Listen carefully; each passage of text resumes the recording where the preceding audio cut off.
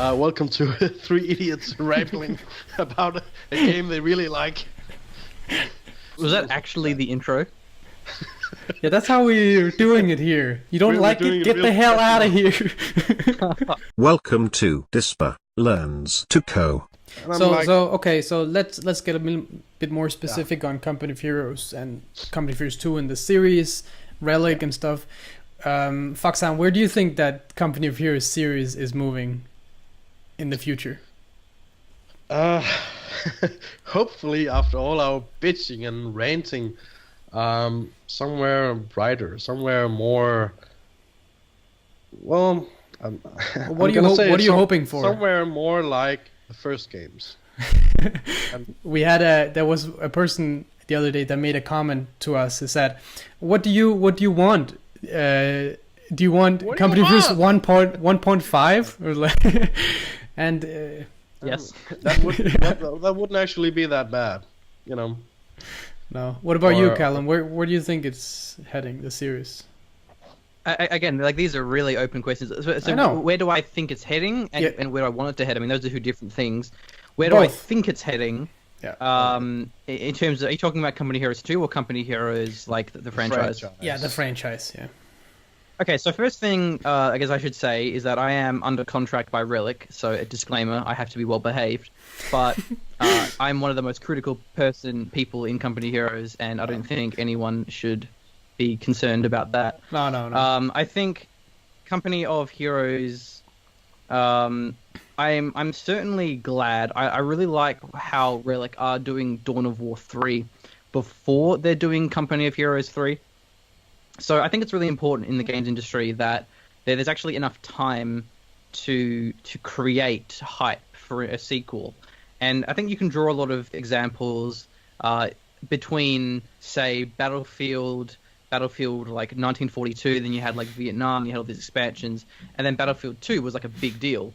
And then Battlefield 2, you had like Bad Company, you had I think there was a remake of Battlefield 1943, and then Battlefield 3 came out. They would say there's like a 5-year gap between these big sequels, these big titles. Mm-hmm. And then they had between Battlefield 3 and Battlefield 4, it was about a year or so. It just came out of nowhere. It came out so quickly, and no one really was really hyped. The game was so similar. People it was repetitive, so people don't really care. So I feel like it's good that they're actually doing this cycle where they go Dawn of War 1, Company of Heroes, Dawn of War 2, Company of Heroes 2, Dawn of War 3, Company of Heroes 3. Yeah. Because it does build more hype. How much later did Battlefield 1 come out? After Battlefield 4? Battlefield 1. I think a while, because they had Hard Company and Hard Line, and then they had Star Wars Battlefront. So I think it was about 3 years, which is, a decent time. Rather than just 1 year. But I think as for Company Heroes like 3, I think it's really just speculation, and I don't think speculating is really that constructive, because like what can we possibly say about Company Heroes 3, what to expect. I mean, what I will say is that I liked how Company of Heroes 2 was a different theater, at least initially. It went from American kind of like the Western Front, and then it went to Eastern Front. Yeah. So maybe and it was a massive marketing thing as well. Like so much of the marketing, really all of the marketing was, we're on the Eastern Front. We got this winter, which ended up being really bad for gameplay, but we have this brutal dynamic. I wouldn't be surprised for them to do a different theater. However, I think there really isn't that many other viable alternatives. I think the Pacific Theater, everyone talks about it, would be absolutely disastrous because you can't have tactical use of combined arms in a mobile aggressive setting. We can't have melee. It's not suited. I think what you can do... Well, you could have melee because they started having melee in Dawn of War, right? Which came before. Yeah, but that's an entirely different game. It's not Company of Heroes once you put melee in.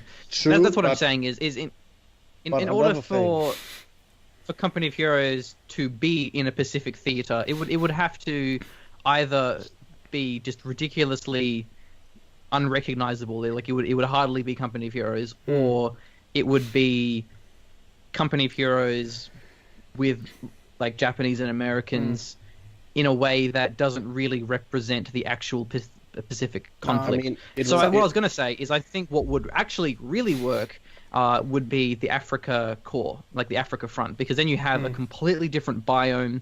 You have a completely different setting, desert maps, not really a thing that's ever been in Company of Heroes. And you do have combined arms. I mean, it's a bit less infantry focused, but you do have like tanks and vehicles and recon and infantry and buildings and like cities. And you do have pretty like the factions are kind of similar, right? Like the British and it would be another the Deserts Germans, of Karak game. Yeah. But it had interesting dynamics, yeah. A funny thing about this is that, okay, so for example, Battlefield 1 is taking place in Turkey, some of it, right?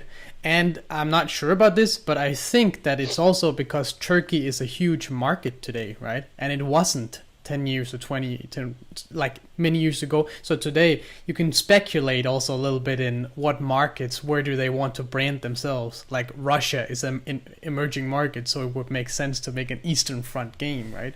And they did market it a lot. France. Yeah. There's no France in Battlefield 1, despite the fact that they were like the main combatant after Germany. That's funny. Yeah. Yeah. I didn't know this. Oh, it was just a stray thought. So go on if you. Yeah. I don't know if it's in Turkey, but it's certainly in the Middle East, involving Turkey. Oh, it is in Turkey. Anyway, the Ottoman Empire. It is in. Is it in Turkey or is it in like Middle East though? Oh yeah, I think it's in Middle East. It's in Middle East, but okay, yeah. So they speak Turkish. Yeah, anyway. Yeah. Yeah, white it is the horses. Ottoman Empire, but they're not fighting in Turkey, is what I'm saying. Yeah. I like Turkey. But anyway, as for, I mean, that's just a speculation. Like, who knows? Maybe they will just do the. And of course, it's not that fun to speculate, and we can be wrong. But where do you hope that it's moving then, and what do you hope it will take on of dynamics and game dynamics? I feel like this is something that I'd really have to think about. I feel like Company of Heroes, it needs to revisit its strengths. I mean, I don't really care so much, to be honest. Like, I don't care about the theater. Like, what I really want is just well-designed factions, really well-designed mechanics. I go back to France. Like, I don't really care. That's fine. But I just want to see them really think critically about what creates fun interaction between players, what plays to the strength of tactical use of combined arms, what allows aggressive mobility, what allows a lot of strategic diversity, what creates different playstyles within the factions and within the matchups. And I don't think we need a Company of Heroes 3. Like, I don't think we need that. I just think we need a big an overhaul of some of the factions and the mechanics. We need things like side armor. We need factions that don't have such gimmicky units, which create very repetitive and very predictable and very stale matchups. And like my mod for Company of Heroes 2, ggcomod.com, I think that is kind of what I'm hoping for, which is obviously like why I made the mod in the first place, in order to create more skill differentiators, more strategic diversity, more combined arms. I think maybe one of the most important things is like really try and make blobbing not viable, but in a way that's actually very nuanced. Like, a lot of people in the forums suggest you should just make it so you have negative zeal, so you're artificially punished by blobbing. And I think this is going into a bit of a specific rant, but part of the reason why blobbing is a problem is because MGs don't work properly, because you have like there's no scouting units. Like CoH2 had bikes in the jeeps, so it's harder to have MGs positioned. You have there's no vaulting, there's more grenades. So there is vaulting in CoH2, and there's more grenades. The MGs are less dependable. So I think like they just need to like really think critically. Like, let's look at Company of Heroes 1. Let's look at Company of Heroes 2. Let's look at the pros and the cons of both of them. Let's like what makes really interesting factions, what makes really compelling units, why, and then try and just merge these two games into one. Because I know there's a lot of romanticism for Company of Heroes 1, but you go back and play it, that game has so many flaws, there's so many issues as well. Company of Heroes 2 in some ways has like so many innovations and improvements and quality of life changes, but then it also has some downgrades from CoH2 in terms of a lot of the things. But yeah, I just think a combination between the two games, in a way that is very open-minded and critical of what worked and what didn't work for both of the games, because I think they both have their own flaws and their own qualities. So I have two things to say. Go ahead. First, the thing about not needing a third game, I think I disagree with that, because I mean, how long has CoH2 been out now? 3 years. 3 years. So for 3 years they've tried improving the game, right? And I mean, it's not that much improved, in my opinion. I mean, sure, there's some things that have gotten better, yeah, but considering it's been 3 years, I mean, I wanted to see a lot more improvements. So I definitely think that a fourth. I think it has gotten better. You know, I think of how terrible it was at launch. Yeah, but okay, go ahead. Yeah. But not enough, I think. I mean, okay. And the other thing was that you kept talking about different theaters of operation, right? For a third game, but what about time period? What if the third game were set in like Vietnam, or like during the Gulf War, or something like more modern, where you suddenly have helicopters and main battle tanks and infantry? Like you had the modern combat mod for Company First 1?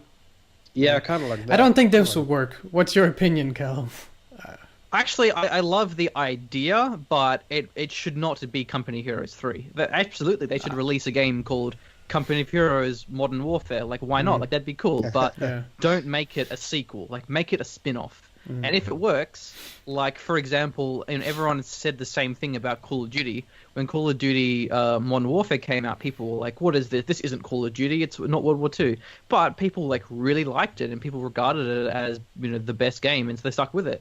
So I think for Company of Heroes, it'd be really good for them to do a spin-off, see if it works, see if it gains some traction, but don't be fully committed to do a sequel. And that happened with Command & Conquer 4. Command & Conquer 4 wasn't supposed to be Command & Conquer 4. It was supposed to be, like it originally was, Command & Conquer Arena, like this wacky spin-off title that was like sort of like an RTS MOBA in the sense. It was like this arena-based RTT, and the reason why that was such a shitstorm was because it was the sequel, because they tacked on this crappy single player that tried to conclude the narrative of Kane and Command and Conquer Tiberian. So yeah, like by all means, it sounds fun, but don't make it a sequel, because then that has a lot of expectations, and that could really piss off the fans. Yeah.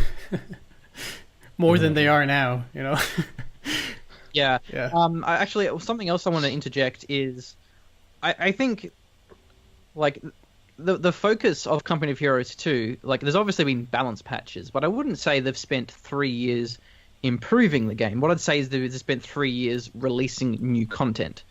And that's not necessarily improving the game. And I think there has been a lot of improvements, but I think the new factions have also brought their own issues and their own problems. So I feel like in a lot of ways CoH2's got a lot better, but in other ways the new factions, the new DLCs, the new commanders have caused their own issues. So I don't think, like, when you say they've spent 3 years improving the game, that kind of creates the impression that all they've been doing is just rebalancing, redesigning, but that's not really the case. They've just been like piling in more and more content, which makes the game harder to balance and improve and such. I think there's a lot of core things of Company of Heroes 2 that need really major reworks, which is why a sequel would be good. Like, I think the Commanders is complete.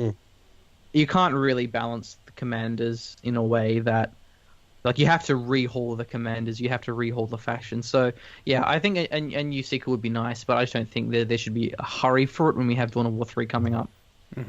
Yeah, I mean, I mean, sure, it a new theater could be an option, right? But yeah, again, it doesn't have to be. I mean, you could. See, I could think just say it's no secret that I'm not the game design, or I don't know so much about game design as you two do.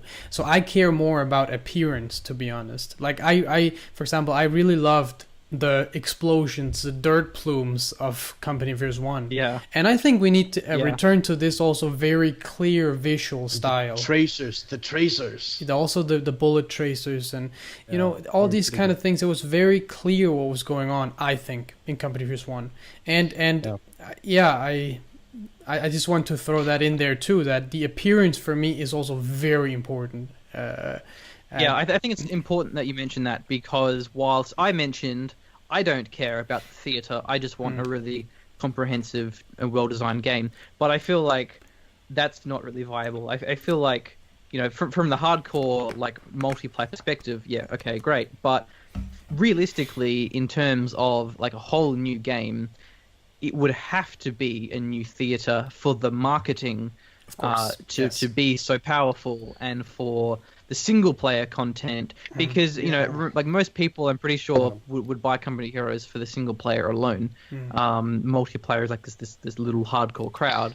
So I feel like from a business perspective, thinking realistically outside of our own preferences and expectations, Company of Heroes 3, it would have to be a different theater. If it's coming out anytime soon. Yeah, you could do like another European theater, right? Like in Italy or something. Of course. Have Italy as another Axis faction. Yeah. Imperial Dane had some really great ideas for that. Yeah. And you could you could make a new campaign around that, but still have essentially the same game as you already have now, right? But make a lot of innovative improvements to the basic game mechanics, right? Such as maybe where to start? There's so many things that you can do. Are you trying to make up an innovation now? On the spot? I mean, innovation. It's not like here is an innovation and here is not an innovation. I think it's more like a spectrum. You know how I like spectrums, right? Yeah, you like spectrums. Yeah. I don't think Italy is really that imaginative though. Like it's still the same biome. It's still it's Europe. You know, it's urban Europe. Like okay, we have urban Europe. We have plenty of that. But like you said, if for business reasons, for marketing reasons, right? We had to have a new location, right? So I mean, Italy could be a thing, right? Could be, yeah. Okay, so we've been talking for a while. Do you guys have any closing comments on Company of Heroes 2? I'm insulted that you call this a podcast. Podcast is like a 2-hour rant. You know, this is like a friendly little discussion. How long has it? Yeah, it hasn't been something like. Oh, it's been an hour. I guess that's probably a podcast. That's an hour. a wrap. I've had my water. Yeah. I'm not dehydrated yet, so we can keep going. We're trying to make these 20 minutes, half an hour cast. Yeah. That's not a podcast. Damn it. It's a vodcast, okay? That's how it is. Yeah. It's not a podcast. In summary, I think that I'm in no urgent hurry for a sequel. I think what people really want is Company of Heroes to have some pretty integral overhauls in terms of the faction designs, in terms of some of the mechanics, in terms of the commanders. I don't think they really need a sequel. Just have this really big update. You know how we used to have like the March deployment, like these updates that have these names, and then they do a lot of reworks. And because I think, you know, Company of Heroes 2, it's so close to being an absolute masterpiece, and it is showing a promising future in terms of Relic's support to the esports scene. You know, they're paying me to shoutcast their video game, so obviously I'm happy. But like, since, you know, ESL, the Warpaint Championship, the esports scene is looking pretty good, and it's quite self-sustainable because it was funded by cosmetics, by the Warpaint skins. I just feel like if they're serious about having the longevity of Company of Heroes as an esport and just as a multiplayer game, they need to think critically, sit down and iron out all of the kinks that are disrupting Company of Heroes 2 from being the masterpiece that it's so close to being. Yeah. Actually, I had one more thing to add. I know Foxhound and I talked about this on my podcast, is that I feel like the longevity of Company of Heroes 2 and the activity of its multiplayer community, I feel like it would really benefit from them just releasing Soviets and Wehrmacht as free-to-play. Because as soon as it's free-to-play, everyone would start playing the game. And it already is. Like they're not going to have to rebalance, redesign. I mean, all they have to do is make Soviets and Wehrmacht free-to-play. Because there's already DLC commanders, DLC factions, the skins, the monetization is there. They haven't removed the barrier to entry of no free content. If we're going to talk about that, we have to talk about CoH2. Because they did it. They already did it. And it was such a great game, but it's not really the same. But CoH2 had this whole universe of hero units and upgrades and customizations. Yeah. Well, I mean, here we're just talking about release it as a free to play, easy, right? Done. Soviets and Wehrmacht, all they have to do. Yeah. Yeah, but I think if you were gonna do that, I mean, it would be great to see. I think it would serve them much better to just make CoH2 again or improve upon that, because what they had there, I mean, sure, it was imbalanced in some ways, but that's what you do with imbalancing. With imbalances, you balance them, and that just takes time. That's how it is with every game. But what they actually had there, how it functioned, how it worked together, it was fantastic, I think. And considering it was an RTS in a free-to-play format, what they did with it, how it just worked, and it didn't actually diminish the original RTS experience. I mean, how often do you see that? You really don't see that a lot, I think. But that's making an entire new game. They can't just pull out of their ass Company of Heroes 2 online. Think pragmatic from a business perspective. I would be happy. Financially beneficial for them to release Soviets and Wehrmacht as free. Yeah, because then people will buy the other factions and buy the skins and whatnot. But I mean, dreaming, of course. Yeah, we can only hope. I mean, I would be happy to go to CoH2. I really would. Okay, so let's wrap it up here. And personally, I'm happy that we made it through a whole episode without Foxhound making a German accent. That was nice. Nein, ich muss make a German accent. Okay, so that's it. And to all the viewers, we will see you in the next video. And thanks to Callum for contributing. It was awesome. Good fun.